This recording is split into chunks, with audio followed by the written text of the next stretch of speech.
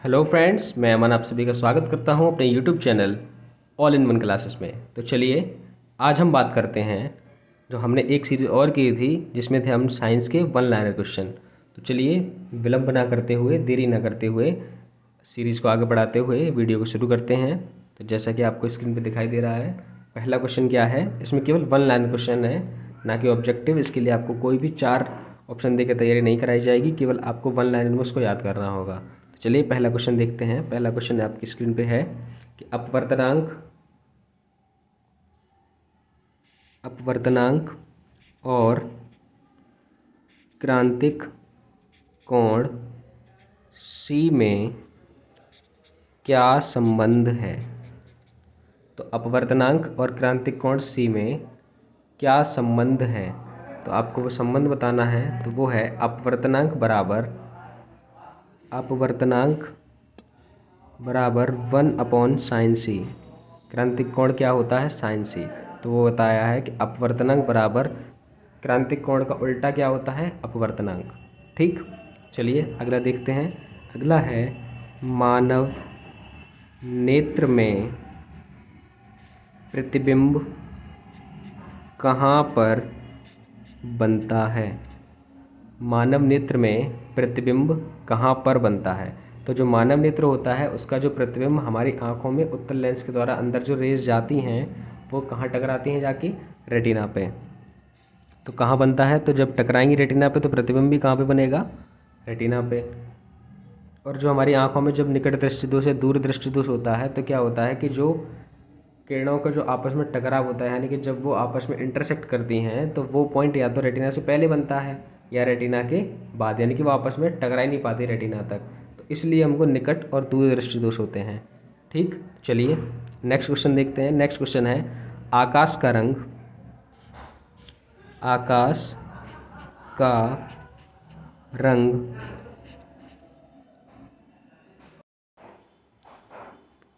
क्यों दिखता है। तो क्वेश्चन क्या था, आकाश का रंग नीला क्यों दिखता है।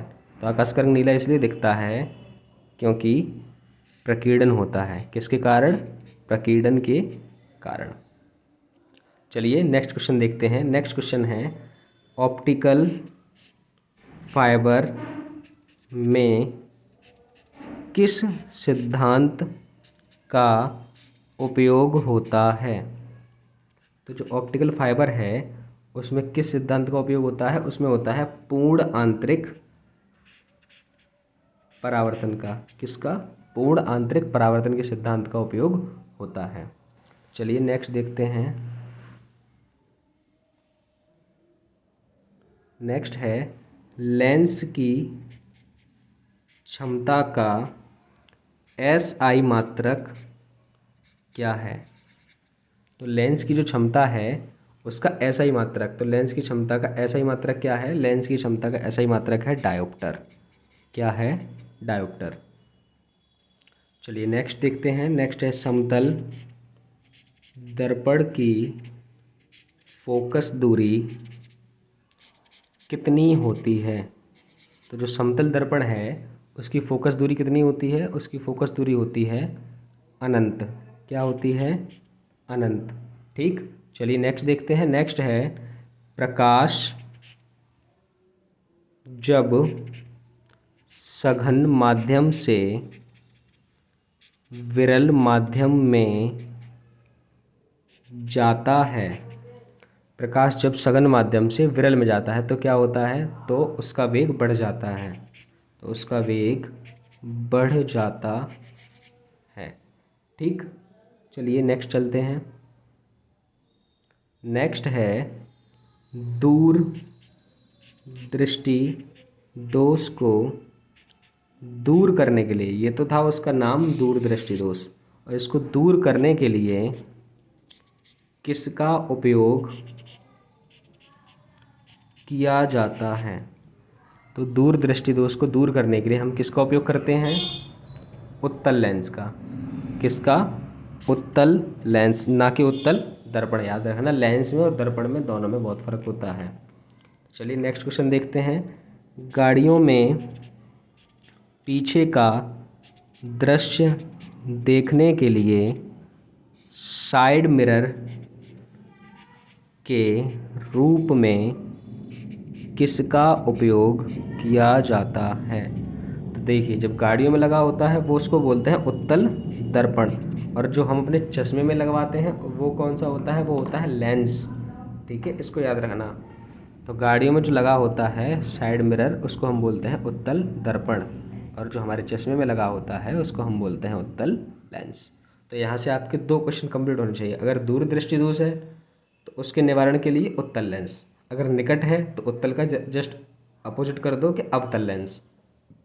ठीक, एक के साथ हमको एक और याद करना होता है, यानी कि दूर दृष्टि दोष तो उत्तल और निकट दृष्टि दोष तो अवतल, ध्यान रखना।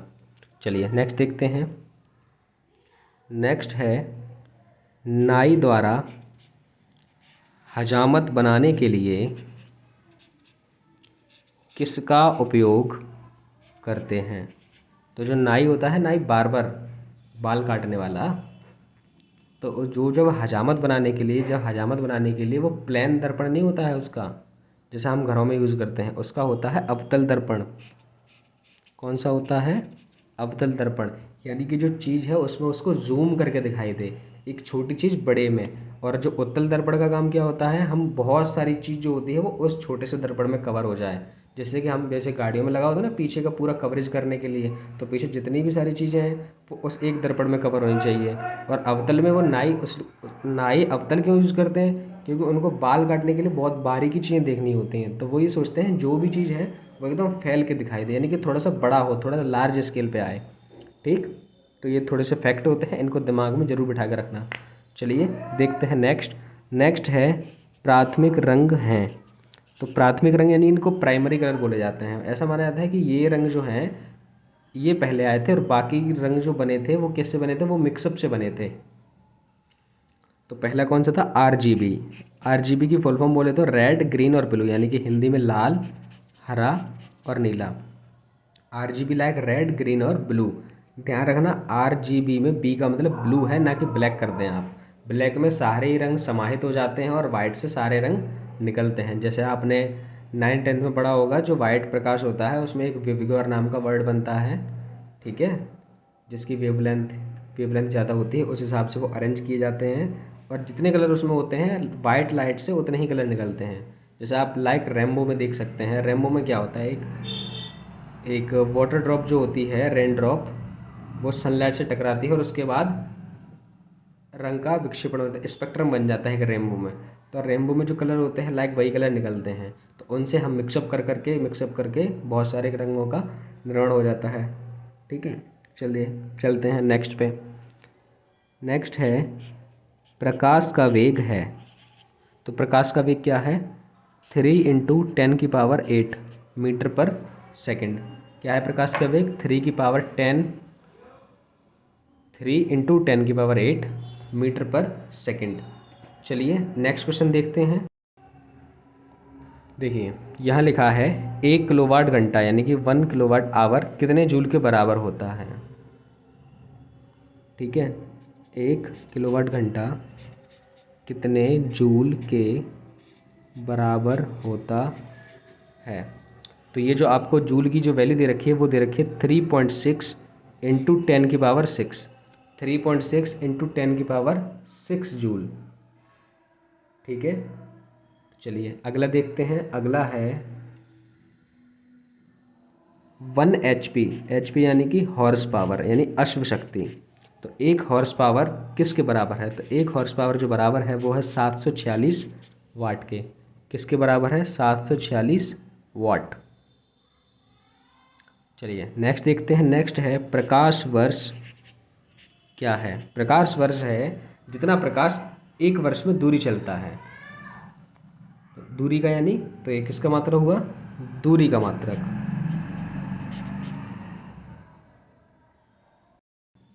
नेक्स्ट क्वेश्चन है तापमान मापने का एसआई मात्रक क्या है? तो तापमान मापने का जो एसआई मात्रक है वो क्या है? उसको हम बोलते हैं केल्विन। ठीक है, फिर आगे चलते हैं। आगे है बिना बुझे चूने का रासायनिक सूत्र। तो जो चूना होता है उसका बिना भुजा चूने का रासायनिक जो सूत्र होता है वो होता है CaO। बिना भुजा यानी कि भुजा हुआ मानते हैं जब उसमें हम पानी को मिक्स कर देते हैं। तो आप खुद सोचिए, इसमें पानी का कोई, अगर पानी होता तो हाइड्रोजन होता, और हाइड्रोजन भी इसमें है नहीं, तो इसको हम क्या बोलेंगे, बिना भुजा। और जब चूना भुज जाएगा तो उसमें क्या मिल जाएगा, H2O।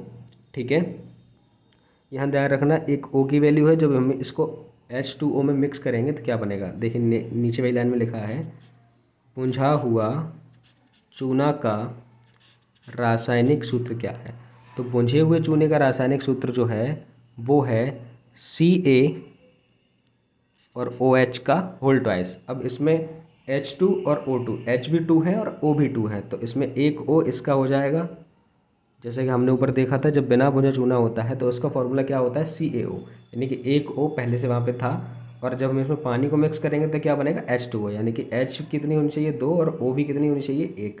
लेकिन ऊपर वाली O 1 थी तो O कितनी हो गई, 2, इसलिए हमने यहाँ पे क्या लिखा, Ca और OH को ब्रैकेट में करके और नीचे लगा दिया है 2, यानी कि जिससे ये पता चलता है कि O की वैल्यू भी 2 है और H की वैल्यू भी 2 है।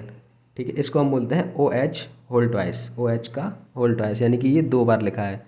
जैसे कि मैथ में होता है ना, जब किसी संख्या को 2 बार लिखते हैं तो उसके ऊपर स्क्वायर लगा देते हैं, सेम वही है।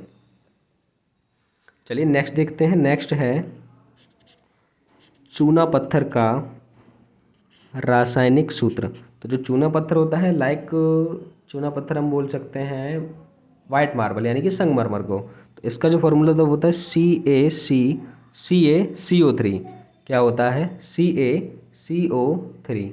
चलिए नेक्स्ट देखते हैं। नेक्स्ट है जिप्सम का रासायनिक सूत्र। तो जो जिप्सम होती है उसका रासायनिक सूत्र होता है CaSO4 और 2H2O, यानी कि CaSO4 और उसमें 2 अणु किसके होते हैं, जल के, पानी के। ठीक है, नेक्स्ट है खाने के सोडा का रासायनिक सूत्र। तो जो खाने के लिए सोडा जो होता है उसका रासायनिक सूत्र क्या है, उसका रासायनिक सूत्र है NaHCO3। क्या है, NaHCO3। इसके बाद नेक्स्ट देखते हैं। नेक्स्ट है धावन सोडा का रासायनिक सूत्र क्या है। तो जो धावन सोडा है उसका रासायनिक सूत्र क्या है, तो वो है Na2CO3। क्या है वो, Na2CO3। चलिए नेक्स्ट पे चलते हैं। नेक्स्ट है विरंजक चूर्ण का रासायनिक सूत्र। तो विरंजक चूर्ण का रासायनिक सूत्र क्या है, उसको हम देखेंगे, वो क्या है, CaOCl2। क्या है, CaOCl2। नेक्स्ट है हेमेटाइट। हेमेटाइट आपको नाम से याद आना चाहिए, हेमेटाइट क्या है, हेमेटाइट एक लौह अयस्क है।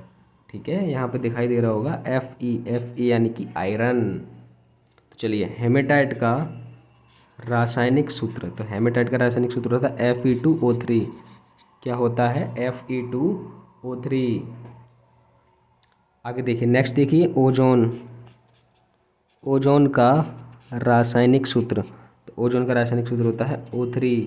और आपने शायद 7th 8th में पढ़ा भी होगा, ओजोन हमारी किससे मदद करती है, जो पराबैंगनी किरणें जो सनलाइट में होती हैं, अल्ट्रावायलेट रेज, तो ओजोन की जो परत होती है वो उनको नीचे नहीं आने देती, वहीं से उनको एब्जॉर्ब कर लेती है, जिसको जिसको वो एब्जॉर्ब कर सकती है उसको एब्जॉर्ब कर लेती है, और बाकी सबको रिफ्लेक्ट करके वापस भेज देती है। ठीक, चलिए नेक्स्ट देखते हैं। नेक्स्ट है गंधक गंधक अम्ल का रासायनिक सूत्र। तो जो गंधक अम्ल होता है उसका रासायनिक सूत्र क्या होता है, H2SO4। और H2SO4 यानी कि गंधक अम्ल आपने इसमें देखा, और H2SO4 का एक और नाम होता है जिसको हम बोलते हैं सल्फ्यूरिक एसिड या सल्फ्यूरिक अम्ल। चलिए 2 क्वेश्चन और हैं, उनको भी देख लेते हैं। पहला है कास्टिक पोटास। कास्टिक पोटास का रासायनिक सूत्र। तो कास्टिक पोटास का रासायनिक सूत्र होता है KOH। क्या होता है, KOH। लास्ट है सिंदूर का रासायनिक सूत्र। सिंदूर का रासायनिक सूत्र होता है HGS। Hg का मतलब यहाँ पे है पारा। क्या है, पारा सल्फाइड। ठीक, तो क्या है सिंदूर का रासायनिक नाम, HGS। ठीक, तो आज की वीडियो में इतना ही। मिलते हैं किसी अगली वीडियो में, तब तक के लिए बने रहिए इस चैनल के साथ। और वीडियो पसंद आती है उसको लाइक करें, शेयर करें और कमेंट में ज़रूर बताएं कि वीडियो आपको कैसी लगी। चलिए नेक्स्ट वीडियो तक फिर मिलते हैं अगली किसी वीडियो में, तब तक के लिए जय हिंद जय भारत।